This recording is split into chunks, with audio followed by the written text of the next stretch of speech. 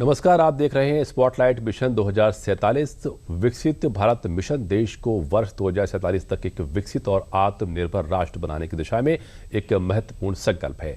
इस मिशन का उद्देश्य आर्थिक विकास, सामाजिक समृद्धि, आधुनिक बुनियादी ढांचे, तकनीकी प्रगति और समावेशी विकास के माध्यम से भारत को वैश्विक स्तर पर एक सशक्त और अग्रणी राष्ट्र के रूप में स्थापित करना है। इस खास शो में हम बात करते हैं यूपी के विकास यात्रा की, क्योंकि देश के सबसे बड़े राज्य का विकास ही पीएम मोदी का विकसित भारत का सपना पूरा करने में अहम भूमिका निभाएगा। विकसित भारत अब सपना नहीं है, विकसित भारत लक्ष्य है और चुनौतीपूर्ण लक्ष्य है, और ये लक्ष्य हम हासिल करके रहेंगे।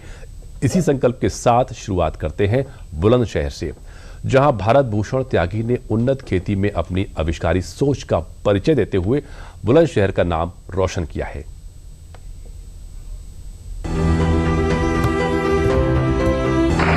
किसानों की आय बढ़ाना,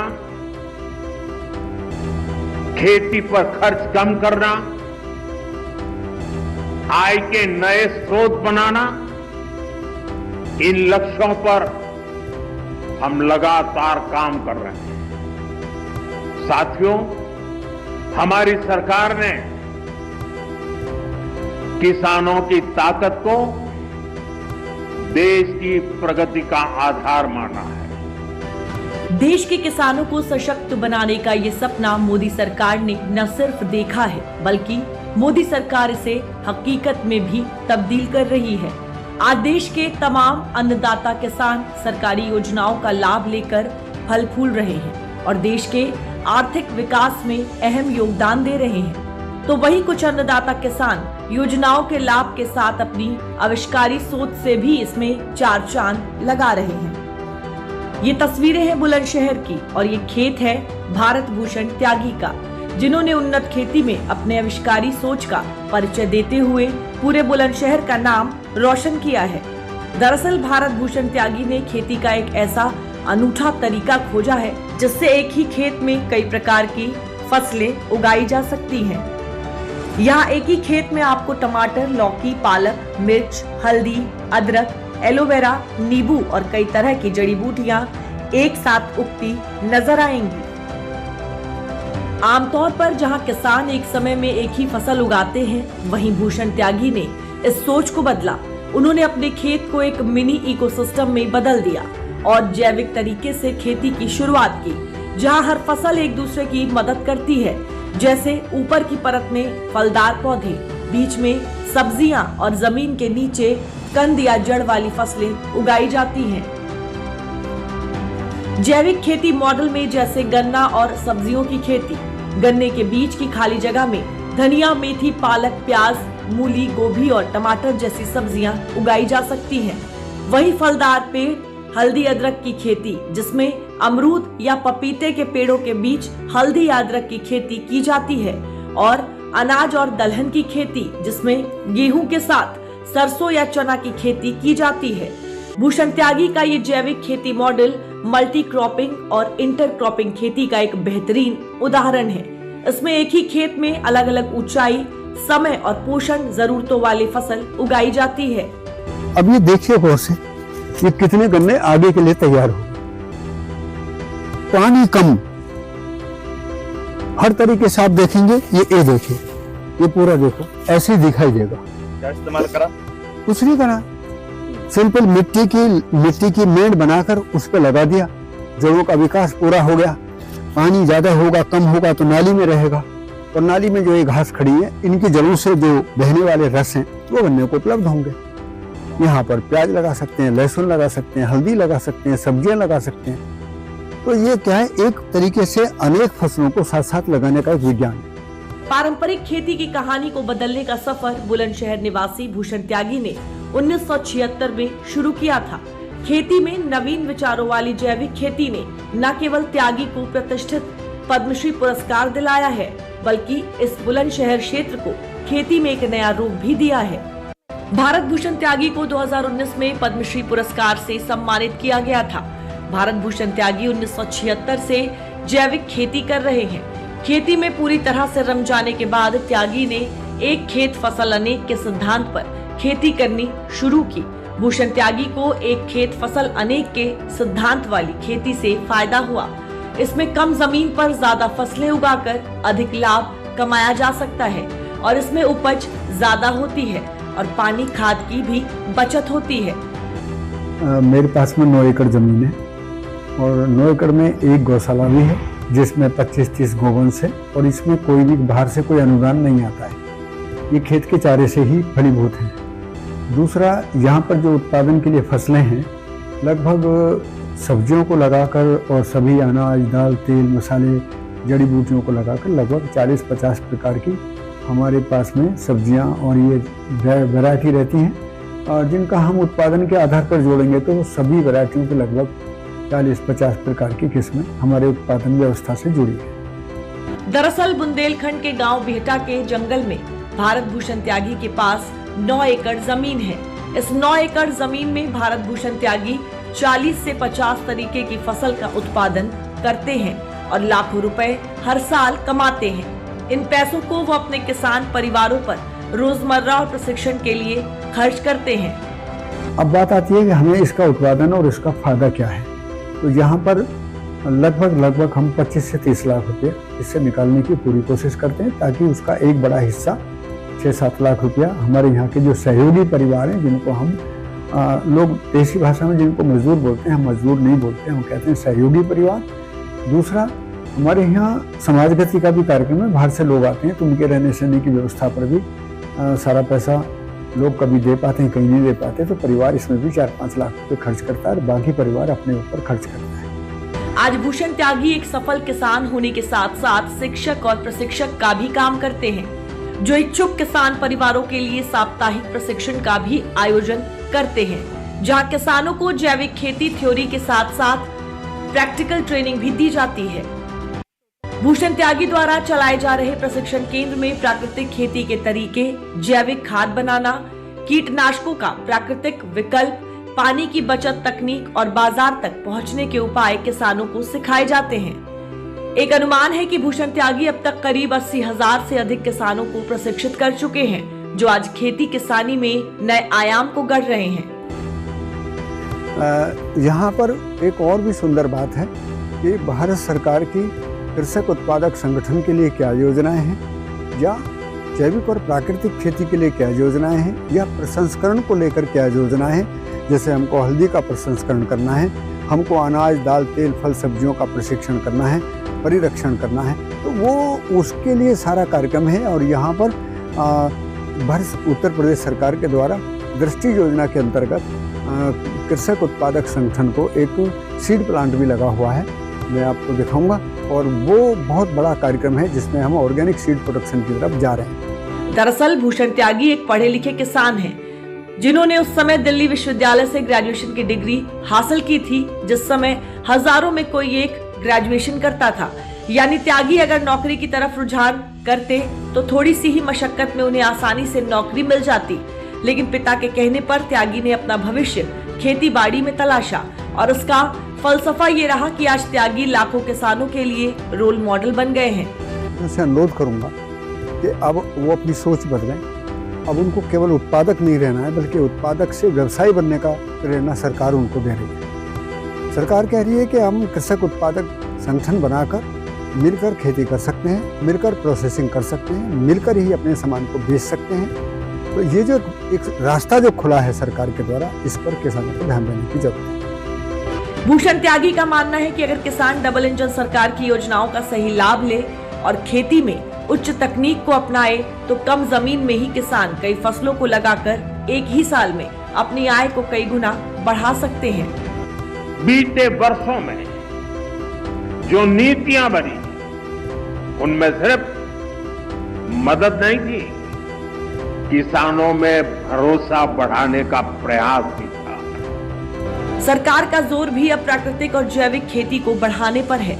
ऐसे में त्यागी जैसे किसान देश के कृषि क्षेत्र में बदलाव के अग्रदूत बन रहे हैं। भूषण त्यागी के खेती मॉडल की सबसे खास बात यह है कि ये मॉडल पूरी तरह से प्राकृतिक और जैविक तरीकों पर आधारित है, जहां केमिकल खाद और जहरीले कीटनाशकों का इस्तेमाल बिल्कुल नहीं होता है, जिससे खेतीहर जमीन और पर्यावरण दोनों सुरक्षित बने रहते हैं।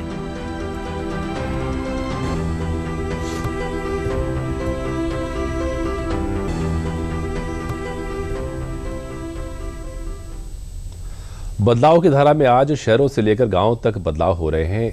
इसी धारा में सहारनपुर के चकवाली गांव में पुराने संसद भवन के आकार का आधुनिक ग्राम पंचायत भवन बना दिया। गांव में बना ग्राम संसद भवन न सिर्फ उनकी हर दिक्कत का निपटारा कर रहा है, बल्कि गांव के हर व्यक्ति तक सरकारी सेवाओं का लाभ भी पहुंचा रहा है। आइए आपको दिखाते हैं हमारी इस खास रिपोर्ट के माध्यम से ग्राम संसद भवन की कहानी। भाजपा का मंत्र है, जो विकास की दौड़ में पीछे रह गया उसे प्राथमिकता देना। प्रधानमंत्री नरेंद्र मोदी के विजन का ही परिणाम है कि आज देश बदल रहा है। शहरों से लेकर गांवों तक बदलाव की धारा बह रही है और बदलाव के इस बयार में ग्रामीण इलाकों ने कमाल किया है। गांवों में विकास के कुछ ऐसे पैमाने गढ़े गए हैं जो महानगरों को भी पीछे छोड़ रहे हैं। प्रदेश के सहारनपुर में इसका अद्भुत नजारा देखने को मिला। यहाँ बना ग्राम संसद भवन विकास के नए आयाम को गढ़ रहा है। बिल्कुल पुराने संसद भवन की तरह दिखने वाला ये ग्राम संसद भवन, जिसके हर खंबे को हूबहू ऐसे स्थापित किया गया है कि जैसे मानो ये राजपथ स्थित दिल्ली का पुराना संसद भवन हो। छत के भार को खंभों पर रोके ये दिल्ली का पुराना संसद भवन, जो एक समय में देश की दिशा और दशा को तय करता था, जहां तमाम नीतियां बनती थी और हजारों समस्याओं का समाधान होता था। घंटों तक इसी के भीतर सैकड़ों मुद्दों पर बहस होती थी। आज उसी तर्ज पर ये सारे काम सहारनपुर के ग्राम संसद भवन में हो रहे हैं। बस फर्क इतना है, यहाँ सिर्फ चकवाली गांव की नीतियों और समस्याओं पर काम होता है। गांव में ही बना ये ग्राम संसद भवन चकवाली वासियों के लिए एक वरदान जैसा है। पहले जहां पुराने और खंडहर नुमा बने ग्राम पंचायत भवन में इन ग्रामीणों की समस्याओं का समाधान नहीं हो पाने के चलते उन्हें दर दर भटकना पड़ता था। कभी उन्हें तहसील तो कभी उन्हें जिले स्तर के ऑफिसों का चक्कर लगाना पड़ता था। तो वहीं आज गांव में ही बना ग्राम संसद भवन न सिर्फ उनकी हर दिक्कत का निपटारा कर रहा है, बल्कि कम समय में ही गांव के हर व्यक्ति तक सरकारी सेवाएं भी पहुंचा रहा है। देखो, जो ऐसी फील हो रहा है उसके अंदर बैठ कर जैसे संसद भवन में बैठे हो, क्योंकि आम आदमी जो है जा नहीं सकता जी वहाँ। आम आदमी यहाँ से बैठ कर ऐसा महसूस कर सका है, हाँ भाई जैसे संसद भवन में बैठे हो। बहुत अच्छी व्यवस्था बनी हुई है। दरअसल सहारनपुर के चकवाली गांव में पुराने संसद भवन के आकार का आधुनिक ग्राम पंचायत भवन बनवाने का मकसद एक तो जो लोग आर्थिक तंगी या दूर होने के चलते देश के पुराने संसद भवन को देख नहीं पाते, उनके लिए गांव में ही इस तरह की इमारत बनवाना है, और दूसरा कि अब इसकी मदद से ग्रामीणों को एक ही छत के नीचे तमाम सरकारी सेवाएं उपलब्ध कराई जा रही हैं। पुराने संसद भवन तर्ज पर बने ग्राम संसद भवन में एक ही छत के नीचे ग्रामीणों को तमाम सेवाएं मिल रही हैं। आय, जाति और निवास प्रमाण पत्र बनवाने की सुविधा यहीं मिल रही है। वृद्धावस्था पेंशन और विधवा पेंशन समेत कई स्कीमों का लाभ लाभार्थी यहीं से प्राप्त कर रहे हैं। जन्म, मृत्यु और विवाह पंजीकरण भी यहीं से किया जा सकेगा। कृषि से जुड़ी योजनाओं जैसे खाद बीज वितरण योजना, पीएम किसान योजना जैसी कई सरकारी योजनाओं का लाभ मिल सकेगा। भूमि से जुड़ी दाखिल खारिज के आवेदन की सुविधा भी यहाँ मिलती है। यानी अब ग्रामीणों को समाधान के लिए तहसील या ब्लॉक के चक्कर नहीं लगाने पड़ते। इसके अलावा संसद भवन के आकार में बनी इस इमारत से ग्रामीणों में राष्ट्रभक्ति की भावना बढ़ रही है और इस भवन में लाइब्रेरी, कंप्यूटर लैब, आधुनिक बैठक कक्ष जैसी सुविधाएं मौजूद हैं। यानी गांव में बना संसद भवन केवल प्रशासनिक सुविधा केंद्र नहीं, बल्कि लोकतांत्रिक प्रक्रिया को बढ़ावा देने और राष्ट्रभक्ति की भावना जागृत करने का केंद्र भी बन चुका है। यहाँ मौजूद लाइब्रेरी में छात्र बिना किसी बाधा के जी भर के पढ़ रहे हैं। अब तो यहाँ पे लाइब्रेरी बन गई और कंप्यूटर लैब बन गया, जिसमें हम पढ़ते हैं और स्टूडेंटों के लिए बहुत फायदा हो गया। लाइब्रेरी में अब तो जी दो ढाई घंटे तो आराम से पढ़ रहा है। मैंने पहले तो 5 मिनट भी नहीं दी जाती थी। क्या क्या सुविधाएं आपको मिली लाइब्रेरी? लाइब्रेरी में हर तरह की किताबें हैं और कंप्यूटर सेंटर भी है, तो कंप्यूटर में बच्चे पढ़ रहे हैं। यही नहीं, इस भवन में कुल मिलाकर टोटल 246 प्रकार की सेवाएं उपलब्ध कराई जाती हैं, जिसमें तमाम विभागों के अधिकारियों के लिए अलग केबिन और बेंच की व्यवस्था भी की गई है। खास बात यह है कि इसमें देश की महान विभूतियों की फोटो गैलरी भी सजाई गई है। जिससे बच्चों और बुजुर्गों को प्रेरणा मिलती है। कार्य तो बहुत सारे हो चुके हैं, लेकिन ये मुख्य कार्य मैंने अभी आपको बताया, संसद भवन जैसे दिल्ली की तरह पे संसद भवन बनाया गया है। गांव का अंतिम व्यक्ति भी जो है ऐसे पायदान में बैठ सके कि जो उसको फील हो कि मैं आज संसद में बैठा हूँ, ये गांव का असली विकास है। दरअसल जिस तरीके से देश की संसद में बैठकर राजनीतिक चर्चाएं होती हैं, फिर उस पर निर्णय किया जाता है, आज कुछ उसी तरह का काम ग्राम चकवाली में बने इस ग्राम संसद भवन में किया जा रहा है। यहाँ भी उसी तर्ज पर चर्चाएं होती हैं और इसका समाधान निकाला जा रहा है। देखिए, जनपद सहारनपुर में ग्राम विकास विभाग, पंचायत राज विभाग के माध्यम से ग्रामीण क्षेत्र में सभी जो सुलभ व्यवस्थाएं है उसको बनाए जाने हेतु ग्राम चकवाली में हम एक मॉडल ग्राम के रूप में विकसित कर रहे हैं। इसके माध्यम से सभी ग्रामवासियों के लिए ग्राम संसद का निर्माण, तालाबों का सौंदर्यीकरण और रूरल टूरिज्म के लिए भारत के नक्शे का तालाब का निर्माण किया जा रहा है। इसके साथ साथ ही डोर टू डोर कूड़ा कलेक्शन स्वच्छ भारत मिशन के अंतर्गत किया जा रहा है एवं प्लास्टिक प्रबंधन यूनिट का भी निर्माण यहाँ पे किया जा रहा है, ताकि चकवाली के साथ साथ आजू बाजू के सभी गांवों का जो प्लास्टिक और कूड़ा होता है उसके ठोस एवं अपशिष्ट प्रबंधन की कार्रवाई सुलभ रूप से की जा सके। दरअसल आज सहारनपुर के चकवाली गांव की पहचान सिर्फ ग्राम संसद भवन के लिए नहीं होती है, बल्कि यहाँ कई और भी ऐसे विकास कार्य हुए हैं जो आज गांव की तस्वीर को बदल रहे हैं। डबल इंजन सरकार की तमाम योजनाओं के चलते आज इस गांव में आधुनिक तकनीक से विकसित किया गया तालाब और गांव का मुख्य द्वार भी इसकी पहचान बन रहा है। और आपका जो क्वेश्चन है कि गांव में कैसे कैसे काम हुए हैं, उनके क्रम में मेरा यही कहना है कि आप पंचायत भवन बनाएं तो वो इस गांव में संसद भवन के रूप में है। आप तालाब देखेंगे तो भारत सरोवर के रूप में है। आप गांव का मुख्य द्वार देखेंगे वो तिरंगा द्वार के रूप में है। तो कहीं ना कहीं इस गांव ने इनोवेटिव आइडियाज़ के साथ, नवाचार के साथ काम किया है। इसलिए ये गाँव जो है मुख्यमंत्री पुरस्कार में प्रथम पुरस्कार पाने वाला ग्राम पंचायत के रूप में है। ग्राम प्रधान सविता देवी के नेतृत्व में इस ग्राम पंचायत को एक मॉडल ग्राम पंचायत के रूप में विकसित किया गया है, जो आज आसपास के दूसरे गांवों के लिए एक नजीर बना है।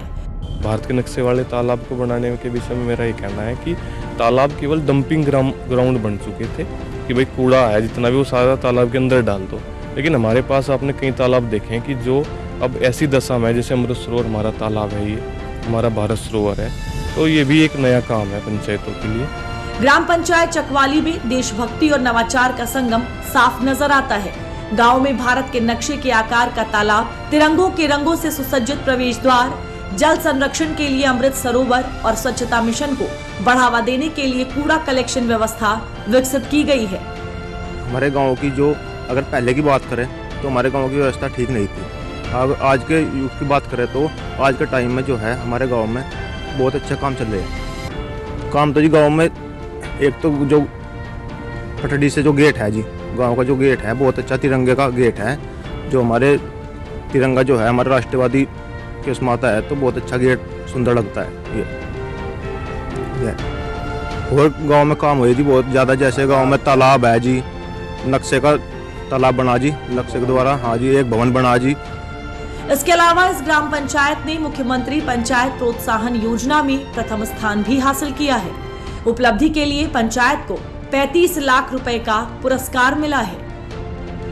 दरअसल मुख्यमंत्री पंचायत प्रोत्साहन योजना 9 बिंदुओं पर आधारित थी, जिसमें चकवाली गांव पूरे यूपी में अव्वल आया। योजना के 9 बिंदुओं में गरीबी मुक्त गांव, स्वस्थ गांव, स्वच्छ एवं हरित गांव, आत्मनिर्भर बुनियादी ढांचे वाला गांव, सामाजिक रूप से सुरक्षित गांव, सुशासन वाला गांव और महिला हितैषी गांव शामिल थे। इनमें से लगभग सभी मानकों पर ये पंचायत खरी उतरी है।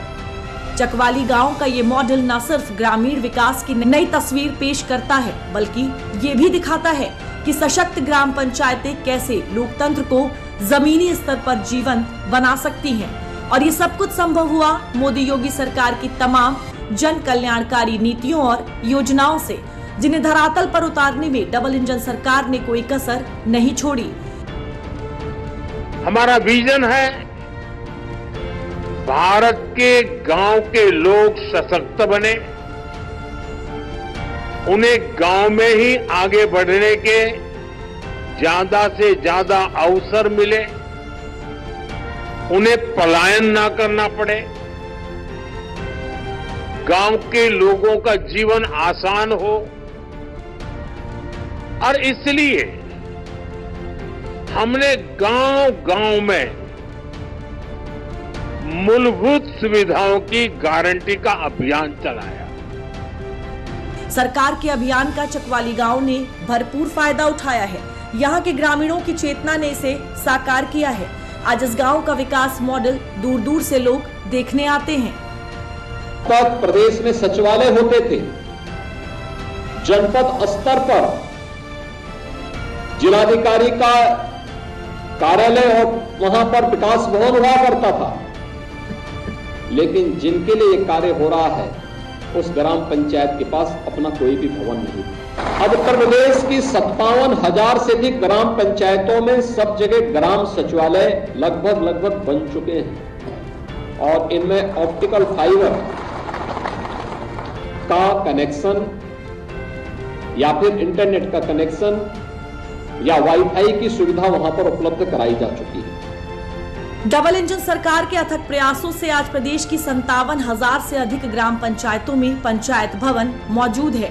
पंचायती राज विभाग की आधिकारिक वेबसाइट के मुताबिक प्रदेश में कुल 57,691 ग्राम पंचायत मौजूद हैं, यानी अब लगभग सभी ग्राम पंचायतों तक पंचायत भवन पहुंचा है।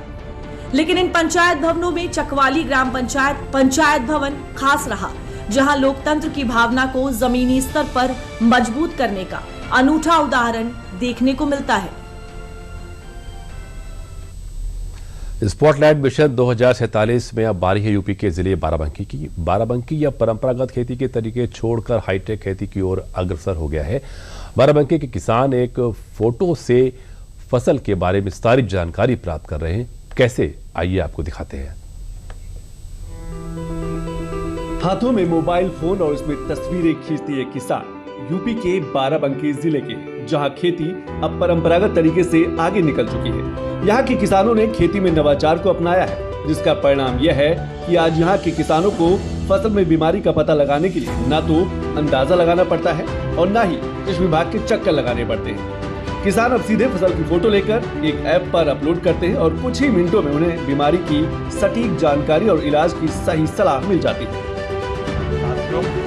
ये टेक्नोलॉजी की सदी है और सरकार का बहुत जोर एग्रीकल्चर में टेक्नोलॉजी कल्चर लाने पर भी है। फसलों में लगने वाले कीट को आसानी से डिटेक्ट करने वाली इस ऐप प्रणाली को 78वें स्वतंत्रता दिवस के मौके पर केंद्र सरकार ने इसे किसानों के लिए लॉन्च किया था। राष्ट्रीय कीट निगरानी प्रणाली यानी कि NPSS भारत सरकार की कृषि एवं किसान कल्याण मंत्रालय की एक रणनीतिक पहल है, जो AI और मशीन लर्निंग तकनीकों का उपयोग करके किसानों को समय पर और प्रभावी कीट प्रबंधन समाधान प्रदान करती है। और जब भी आप फील्ड में जाइए अपने खेत पे, आपको लगे कि ये बीमारी है या ये कीड़े लगे हैं या हमारी फसल रोग ग्रसित, तो उसकी फोटो खींच करके और NPSS पे आप भेजेंगे तो विदिन ए मिनट जो है आपको रिस्पॉन्ड करता है, आपको सलाह देगा कि आप इसको क्या कर सकते हैं, कौन सी बीमारी लगी है, कौन सा इलाज इसके लिए ठीक है, कौन सा पेस्टिसाइड, कौन सा दवा इसके लिए उपयोगी होगी। तो ये किसान के लिए एक बहुत ही फायदेमंद AI बेस है, तो त्वरित जानकारी किसान को मिल जाती है। दरअसल किसानों के लिए सबसे बड़ी समस्या होती है फसल में लगने वाले कीट। कई बार जब तक किसानों को कीटों का पता चलता है तब तक फसल को भारी नुकसान हो चुका होता है, लेकिन अब AI बेस्ड राष्ट्रीय कीट निगरानी प्रणाली इस समस्या का समाधान बनकर सामने आई है। प्रदेश में करीब 50,000 से ज्यादा किसान सीधे तौर पर इस प्रणाली से जुड़ चुके हैं, जबकि 2 लाख से अधिक किसान कृषि विभाग की डिजिटल सलाह और चेतावनी सेवाओं को लाभ ले रहे हैं। AI बेस्ड NPSS तकनीक के फायदे: समय रहते चेतावनी मिलना। AI बेस्ड NPSS सिस्टम में सबसे बड़ा फायदा यह है कि यह सिस्टम समय रहते पहचान लेता है कि किस फसल में किस प्रकार के कीट फैल रहे हैं। इससे किसान पहले ही दवा का छिड़काव कर लेते हैं। दूसरा फायदा है कि पहले किसान अंदाज के आधार पर कीटनाशक का छिड़काव करते थे, लेकिन अब केवल जरूरत पड़ने पर ही दवा का इस्तेमाल किया जाता है। इससे लागत कम होती है और पर्यावरण भी सुरक्षित रहता है। इसके अलावा तीसरा सबसे बड़ा फायदा यह है कि कीटों की पहचान जल्दी होने से फसल को होने वाला नुकसान काफी कम हो जाता है। AI का जो ऐप हम लोगों को विभाग से मिला हुआ है, ये हमारे लिए जो है बहुत उपयोगी है। इससे जो है हम लोगों को तुरंत पता चल जाता है कि फसल में हमारे किस चीज़ की कमी है, कीटनाशक है, जो चीज़ है किस चीज़ की कमी है, कैसे क्या है, इसका तुरंत बीमारी का पता चल जाता है। इससे फोटो खींचे और पता चल जाता है 10 मिनट में कि कैसे क्या कौन रोग लगा है, किस दवा का प्रयोग किए जिससे ये ठीक हो जाए।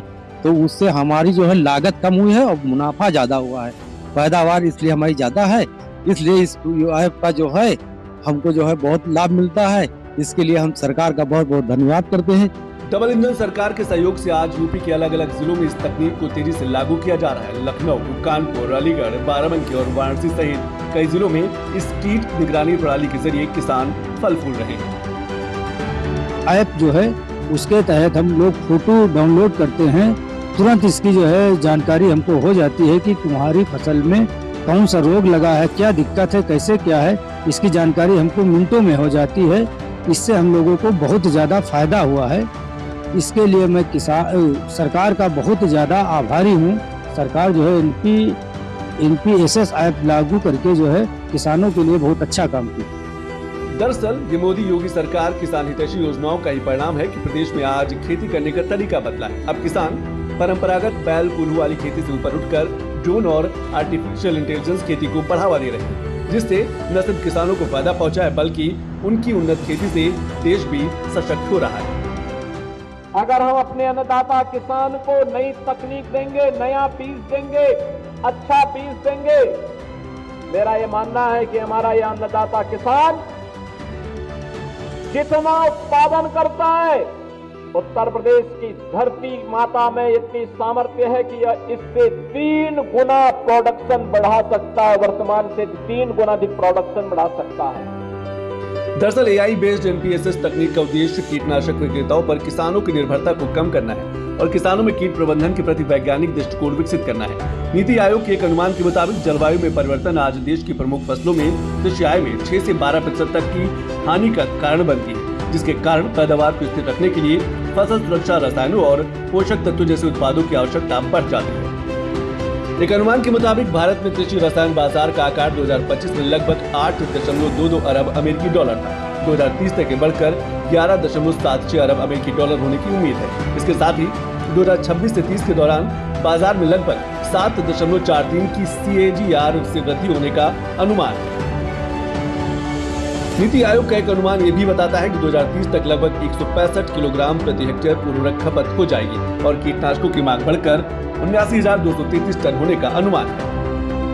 कृषि रसायन बाजार में वृद्धि का मुख्य कारण बढ़ती जनसंख्या के लिए भोजन की उपलब्धता सुनिश्चित करना और कीटों के दबाव को नियंत्रित करना है। आज कृषि प्रधान देश में उर्वरक और कीटनाशक के इस्तेमाल सही से हो, इसके लिए सरकार समय समय पर सिस्टम को अपडेट भी कर रही है।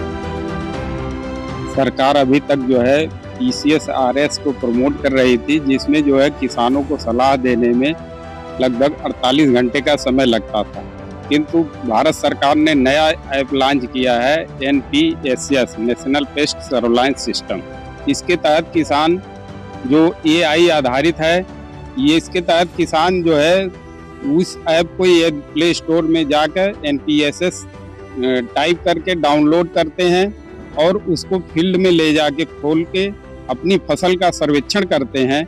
यदि उसकी फोटो लेते हैं, किसी प्रकार की व्याधि होती है तो उसको फोटो लेके अपलोड करने के बाद ही तुरंत उनको रिकमेंडेशन आ जाता है कि इस फसल में किस दवा का उपयोग करना है, कितनी मात्रा में करना है। सरकार का लक्ष्य है कि आने वाले वर्षों में AI आधारित कीट निगरानी प्रणाली को प्रदेश के अधिक से अधिक जिलों तक पहुंचाया जाए ताकि हर किसान इसका लाभ उठा सके। हम लोग इसका प्रचार प्रसार मीडिया के माध्यम से पेपर में भी छपवा रहे हैं। तो अभी किसान बाराबंकी का बहुत ही प्रगतिशील किसान है, तो तेजी से अपना रहा है कि करीब हजारों लोग हम लोग गोष्ठियों के माध्यम से, अन्य माध्यम से किसानों को इसको जो है डाउनलोड करने के लिए सलाह दे रहे हैं। और यहाँ पर किसान जो है रबी, खरीफ, जायद सारी फसलें करता है, इसलिए इसका बहुत ज़्यादा यहाँ पर उपयोग करके अच्छा उत्पादन लेने का प्रयास करें। एक अनुमान है कि आज जिन जिलों में AI बेस्ड NPSS तकनीक को ज्यादा से ज्यादा किसानों ने अपनाया है, उन इलाकों में फसल नुकसान में 20 से 30% तक की कमी आई है।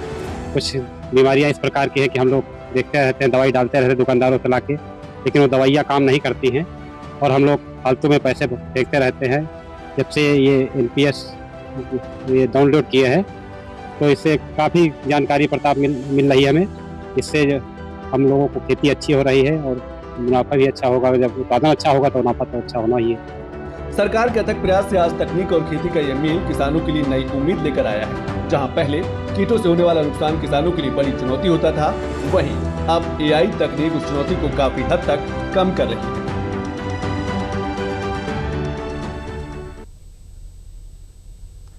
आप देख रहे थे स्पॉटलाइट मिशन 2047। आज के लिए बस इतना ही। मिलते हैं अगले शनिवार यूपी के विकास की नई कहानियों के साथ। नमस्कार।